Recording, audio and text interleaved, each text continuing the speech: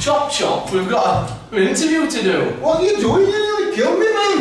Why don't I just knock on the door and I could have done it? Alright, calm down. Calm down.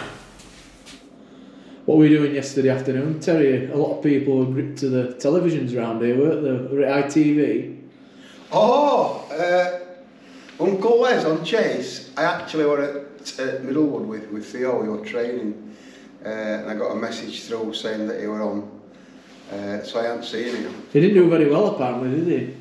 I don't think he made it into finals, did he? He didn't beat the Chaser, so he didn't get in. So I don't know. Has he got a television background? Has he been on before? Has he been on like 15 to 1? Has he been on that? He might have been on hundreds and thousands. Telly addicts, could he have been on that years ago? I'd have said hundreds and thousands because he used to put them on 99s when he sold ice cream. I'm just trying to think of some more obscure ones from 1990s. Okay. I think if he'd been on Bullseye, I would have known about it because his yacht would have been parked outside his house, wouldn't it? University Challenge, specialised subject. Ice cream vendors from 1975 to... Could have been on that Phoenix Nights Ice Cream Wars. Well, it wasn't Phoenix Nights, it was Peter Kay Ice Cream Wars. The Peter Kay thing. That was in Barnsley. I'm surprised he wasn't on that one actually, Uncle Les. Senor Whippy, wasn't he? Yeah, well, maybe write in if you've seen Uncle Les on any other TV programmes. In terms of... So just on a more serious note, so obviously mathematically we are safe in the table with 5 games to spare. Take you back to... I know you weren't there as it happens, but 15 minutes into Jubilee we were 3-0 down after 3 goals in 5 minutes. Even when you walked in the ground, and you wouldn't have been the only one probably thinking, blimey, this is going to be a long year, what were you thinking at the time? I remember I'd been at a christening, so I came and a couple of their spectators who I know, they were up on balcony, so I just shouted, so what score? And they shouted, we're hammering you 3-0, and I just laughed out because I actually thought we'd had quite a good pre-season. He says, no, he says, we're beating you 3-0. He says, you're rubbish. He says, we scored 3 in the first 10 minutes. And I watched the game, I think we conceded 1 in the second half, and then I watched video back and gave away a couple of sloppy goals. And you're probably looking around thinking, a lot of young lads getting blooded first time in county senior prem. It could be a long old season, but you look at where we are now, and it's been. I think it's been a good season. Couple of down point, you know. You look at Montague Cup and exit. That was a bit of a low point. But do you think as well? That was the day after Jubilee, ironically. Oh, when we went and bet. No, sorry, the Jubilee game was on the Saturday and the Parkview game was on the Sunday. Oh, what did that get? And obviously that, if we'd got well beaten by Parkview, it would have been a real downer, wouldn't it? 4-0 on the Saturday and then a bad defeat in the Montague Cup. But obviously we were very angry about how we left. We played really well in the Montague Cup and we were really angry about certain things there. And also, you know, without going too much into details, but referees putting laughing emojis on certain comments after a controversial decision, whether it was right or wrong. That angered quite a lot of people, didn't it? And do you think the Parkview game, because we went on a run, I think we went 9 games unbeaten after that, and we were like a force to be reckoned with on the Wednesday because people were determined not to lose after what had happened. We played Wombwell, didn't we? Yeah, in the League Cup. Do you think the actual controversial decision at Parkview acted as we were like wounded animals and it served to galvanise us? I think it possibly did because Wednesday, Wombwell Town game, we were 1-0 down. They scored a great goal, free kick. Zach Bond, a great goal, and you're thinking, our kid's going to outplay us, going to respond, but I thought we deserved this victory in that game, and like you said, we went on a good run then.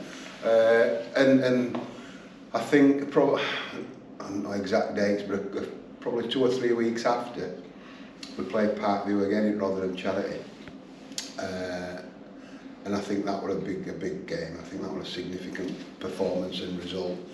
And that day, I thought we battered them, and a lot of, even though we'd got 3 or 4 16-year-olds on bench, and because of our game were panning out, I didn't put them on because of some naughty incidents in that game from one or two of their players. So I didn't put them on. But then I spoke to them after the game and said, look, you'll learn a lot from watching on sideline here how things have carried on. And I do think that were a big turning point at the season, not just for team itself, but for young lads coming in. They quickly realise that it's a different game playing under 18 football to county senior at this level.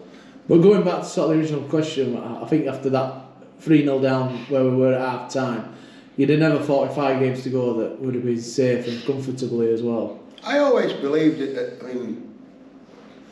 I think that we've you look at the side we've got now. In fact, I was looking today. Something cropped up, and I looked at the team, and there were 6 players from one of the early games who started the season who were no longer with us for whatever reason. And I thought we had an half decent squad to start with. Then bringing a couple of players in, obviously.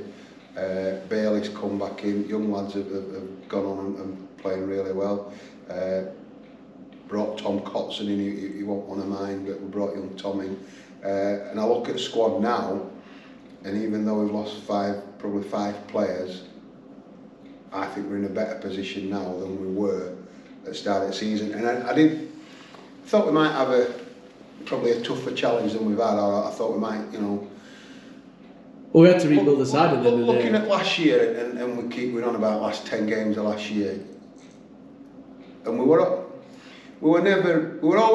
needed that extra win, and we never seemed to be able to get it. Whereas to look now, and with five games to go, and arguably we could finish top 5, or again we could finish, 4 or 5 from bottom, but we're in a lot healthier place. We're a lot fresher squad as well. I think as well, you look at this, we've still got a League Cup quarter-final, Rotherham Cup semi-final. But really, at the start of the season, bear in mind there was only a few players left from last season. Mm-hmm. All we really wanted was a stable season, wasn't it, really? We did, and speaking to, obviously, yourself, but Donovan, Paul, Toddy, I knew that this year were going to be a transitional year regarding my junior players, and I've been harping on about this for a couple of years. We just need to try and ride out till these are 18. They're probably 18 months in front, certainly 12 months in front of where I thought they would be. But they're in on merit and holding the place down on merit. So yeah, we're in a good place. Just one topical question. Did you watch Sunderland last night, or against Leeds? No, I got back in quite well, about 7:30, and I've seen goals. So obviously, big moment, last second at game they've won. Yeah. A massive victory. If you can win games like that, you're not going to be far off promotion. So Daniel Farke got booked for celebrating. Yeah, and obviously there were subs on they were only slightly over the line, to be fair. They weren't that far over, and they weren't just him. They were coaching staff as well. But he got booked, and it means he misses the actual Sheffield United game on Wednesday. That's next Monday. Three precautions. But when you look back to last season, we didn't really pick up many yellow cards, did we? I can't comment for other teams, and I think you've heard whispers this season where certainly at our level of football there's too many yellow cards being thrown around. Bear in mind that people are paying £4 subs and getting booked for kicking a ball on the whistle when they're losing 7-1 at Emsworth, for instance. Obviously a hypothetical scenario like. Is there any substance to that complaint from players that there's too many yellow cards? I don't know what's come from FA, whether every year there's a little tweak of rules, but you look at some of the games and you look at you sort of think, well, if that had been 2 weeks ago, if that had been a certain referee, that had been a yellow, that had been sin bin or what. And I don't know how many we've got, how many bookings we've got, but I certainly don't see us as a physical, as a dirty team. We've got 1 or 2 lads who like to sort of chew a ref's ear off, but I'd like to think ref could just say, well, just shut up, just get on with your game and shut up. Yeah, I mean, like the kicking the ball away thing, Danny Spate got booked in the Sheffield City home game. I think it was after you had gone when it was 7-2 at the time. Yeah. and you look, Wingrove obviously got picked that one up at Emsworth. But then we've been to other games where referees have just got on with it because there's no real need to show them kind of cards. I think I'm not comparing us with Premier standard, but there were one for Liverpool with Canote the other day. He were on a yellow and he just kicked ball away and ref went just laying play up. We already on a yellow, so I won't book it again. So because I mean, you look at one player in particular has racked up nearly £100 in yellow card fines, and when you actually look at the context of them, it's pretty ludicrous. I would say I would think you're referring to Winnie. I would say Winnie's got more yellow cards this year than he ever has, and he, he's a centre forward who. But you could argue the whole club has had more yellow cards than ever before. Definitely.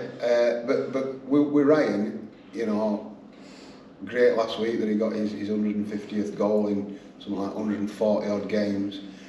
I would say he's had more yellows in this season of 25 games than he has in 120 games previous added together. He's not dirty.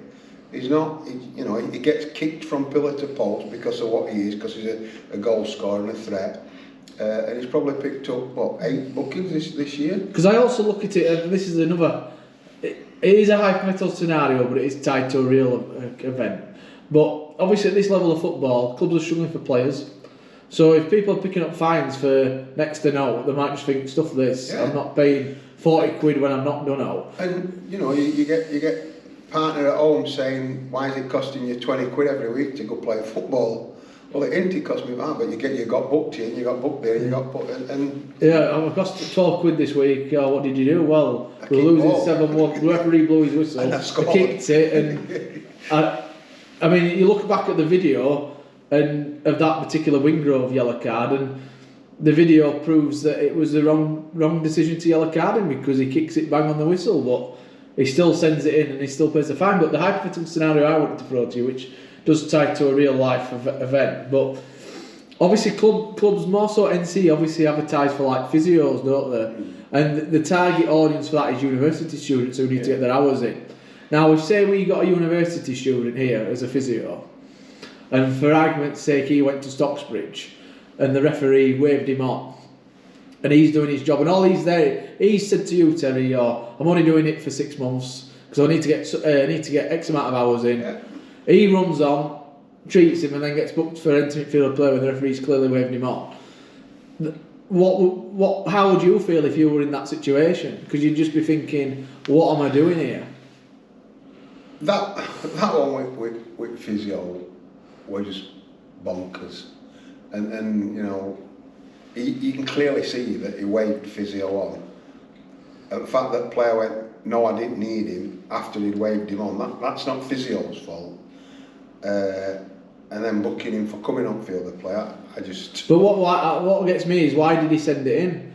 And I think, why did he show it yellow? Why did he just not say, right, he's all right now, off you go? There were no. It wasn't as if the referee when he booked him, when we booked Winnie, is saying for delaying restart a game at 7-1 in 91st minute. But Physio didn't delay game. He didn't enter field of play without permission. But if that were so I don't know why he booked him. But if that were a university student coming off, then I'd probably say I'm not coming back because I'm not coming up here to get fined 12 quid for doing my job. You honestly think that would be the case? Yeah, I do. Why would you? I'm trying to progress in game, or I'm trying to do this, and I've been asked to do a job. I'm doing it, and I'm getting penalised for doing it. So what's the point of coming? So what's the sort of moral of it all? Just don't. Let's be sensible. A bit of common sense. And at the end of the day, we do this because we love game, and a lot of my team talks, right, it's a lot better being here than being at Meadowhall or doing whatever else you could do Saturday afternoon. Let's go out with a smile on his face and enjoy a game. So why can't officials do the same? Just enjoy a game and have a laugh with players. I'm not saying you allow players to run game or to make silly challenges, but you see the better referees communicate well with players and have a laugh with players and we don't get paid for it, and I'm not saying referees get paid so they should be they get paid minimum for what they. I wouldn't like to do it. Let's be honest, I wouldn't like to be a referee. But without them, and I keep saying that again, never ever going to be a criticism at referees because we haven't got them. I sometimes criticise some of the decisions. And also you criticise them if they're running and chopping in a room as well. That was just a shoulder injury, the shoulder. But just think about lads play because they enjoy game, and when they're in changing rooms after, particularly the sort of 7-1 or 8-1 at Emsworth, it would have been easy for Wingrove to say, well, what's the point? We've come, we've done all right, we've ended up losing heavily, and it's cost me 12 quid. I might as well stop at home. And you could easily lose players just because they're not enjoying what they're doing. And I just think put a bit of fun back into the game. Yeah. I think there's an argument as well. I mean, obviously we film our games and we pick up on all sorts. I know you could, other clubs, if they don't film, they haven't got that luxury. But there's an argument for referees to go away and think about, well, actually, should have really shown that. But there seems to be like, if he books someone, it's got to go in. Not every foul's, not every. You've got to play by book, yeah, but it's not all black and white. There is grey areas, and it showed. I think the other day when we played Dronfield, there was an incident where the ball got kicked away. No, ref didn't book anybody. Did anybody complain? Why aren't you booked in for kicking ball away? No, it happens. As a defender's running back and trying to get into position, they'll accidentally step up ball or knock ball to the side. Is it going to be a yellow card? No, just get on with it. I think a question on a lot of people's lips is the reserves, because obviously for various reasons we weren't able to start the season in terms of reserves, and we had to fold, and mainly because the under-18s were, not all of them were old enough, I believe, and obviously it made more sense for them to stay with the under-18s league. What are sort of the plans going forward into next season with that? It was disappointing that we couldn't continue with reserves, because Jake and Daz came in and did a great job, and then got let down really in summer. A few people said they'd be stopping, and then left probably 2 season for us to get anybody in. It was always intention to bring 18s in at some point, but like I say, some of them, I mean, I keep calling them 18s, they are, but they're all under 17. Some of them weren't even 16. So we knew we couldn't bring all them in, so we had to fault team, which, as I say, was a big disappointment. But looking back at it, it might have worked in its favour, because we've been able to blood a lot of young lads. We've never ever had any issue regarding numbers. Quite the opposite. We've had games, we've had availability up at 22, 23, 24. Now, obviously, you look at 24, if you've 2 teams, it's still only 2 12-a-sides. So it's worked all right, but it's a big thing for me to get them back up and running next year. It won't be called reserves, it will be called development, Wombwell Main development, because what we're looking to do is develop them into first team players. I don't want them to have any stigma around reserves, we're not good enough with it. No, it's development. And this week, obviously I'm off work, and this week, come up yesterday, Paul came to watch 18s on Sunday. Last week up here, Sam Lee were here, Ben Priestley, Kieran Bradley, Bailey Cowsall, and obviously they were supporting lads who they've seen tonight for first team, but they also saw 5 or 6 new lads who haven't been in first team squad, and they all went away really impressed. For me, biggest decision over summer is getting the right person into the development squad, because I've had them a lot of years, but in the last 3 months, and I don't know if it coincides with him getting the taste of senior football, but in the last 3 months, the way they've come on is unbelievable. And throwing them up, we need a couple of experienced heads with them. I don't think you can throw 14, 15 young lads all together in County Senior Division 2. But give them 2 or 3 years and there'll be some special players in this side. A lot of them have got potential to go on and play. I hope they give us a couple of years, 2 or 3 years service before they look at that. I know a couple of them are already talking about wanting to go and taste America, do some college football out there, which, you know, that's great for them. But it's a massive, for me, it's a massive job for us to get right person in for development squad. I know last year we had open trials, and that's something that we'll be looking at again this year. I think level of players who will attract this year, hopefully, will be of a higher quality. There was some good lads who came, not enough. We had a lot of interest. You had about 30 odd people. Yeah, we did. 30, probably got 30 names back. When we had trials, out of that 30, probably 24 attended. I think problem were, some of them came thinking, well, they probably looked at end of season last year and how we finished season, and a lot of them are like, well, I'll come, but I'm only playing for the first team, I'm not playing for the development side. And I think a lot of people were training with the teams as well, weren't they? Yeah, and they do pre-season, you know, you're going to sample us, and then some people will get sort of 3 best story and tell you, yeah, we'll do this for you, we'll do that for you, other than when you go there, they, you know, the false promises. But we were open with people and we said, you know, you'll start with development, but there'll always be an opportunity to push for first team. If you're good enough, you'll play with first team. And as I said, we obviously we didn't get numbers that we needed, but this year it's going to be a big decision. We'll make the right decision. I've already spoke to a couple of people. But with the league situation as it is, it's right to start thinking about it now, isn't it? Of course it is.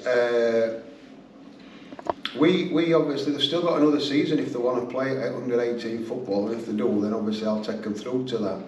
But I'm hoping vast majority of them want to come and play Saturday football as well. Out of my squad of, I think, of 17 signed on, including 2 keepers, and out of that 17, probably 9, 10 of them have represented first team or been in and around first team squad, and probably 4 or 5 of them are regularly around first team squad.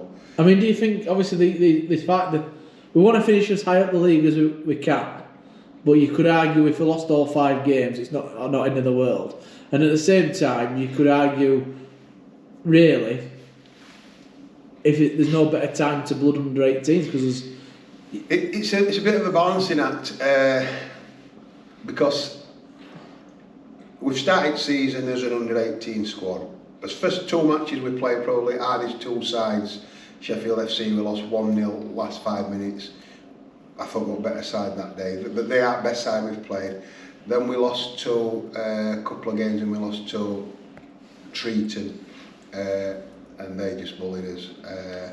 Then we've been on a run, and we haven't lost probably 8-9 games. We're in semi-finals at League Cup, and they're doing this Champions League format where there's 3 leagues of 6 teams, and top 2 win to quarters. We've won 5 and drawn 1, so we're in a good position there. And I think another win puts in quarter-finals of that with 3rd in league. So yeah, it'd be great to give 18s as much exposure as possible to Prem, County Senior Prem.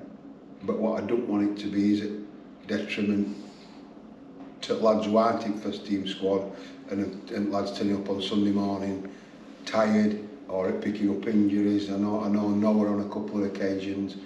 Noah's probably started last 6 for first team.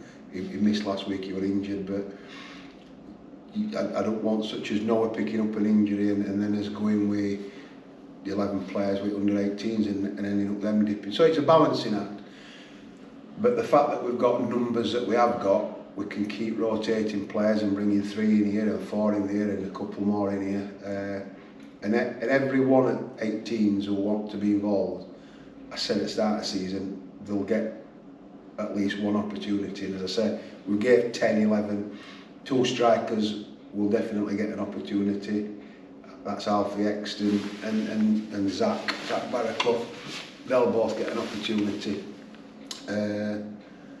But you know, I want 18s to be as successful as they can possibly be, and I won't jeopardise 18s just for sort of promotion into first team. The final question we've got is, has Dougie paid for Legends Day? Dougie, I don't. He says he has, and when you look on the list, it says paid, but as Titch rightly says, Dougie doesn't know what's happening from one day to the next. He might have paid, then he might have withdrawn it back. What's he going to have for his dinner? I think that's the concern. Is he going to have boiled beef I think what again? we're going to do with that is we're going to take somebody in, whether it'll be a chippy, we always end up in a chippy, take somebody in with him and let them order his food, because he's not in the mental state to be ordering food, he said, Dougie. You just saw how shocked he was with that boiling the bag beef, Sarnie. It didn't go down well. It was gutted.